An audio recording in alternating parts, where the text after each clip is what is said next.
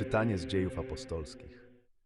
W one dni Piotr, otwierając swe usta, rzekł: Mężowie izraelscy, którzy lękacie się Boga, słuchajcie. Bóg Abrahama i Bóg Izaaka i Bóg Jakuba, Bóg ojców naszych, uwielbił Syna swego Jezusa, któregoście wy wydali i zaparli się przed Piłatem, choć ten sądził, że należy go uwolnić. A wy zaparliście się świętego i sprawiedliwego, prosiliście, aby wam ułaskawił mordercę.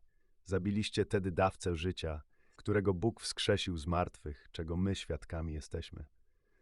Ale teraz, bracia, wiem, żeście to z nieświadomości uczynili, jako i przełożeni wasi. Bóg zaś spełnił to, co był zapowiedział przez usta wszystkich proroków, że Chrystus Jego miał cierpieć. Czyńcie przeto pokutę i nawróćcie się, aby zostały zgładzone grzechy wasze.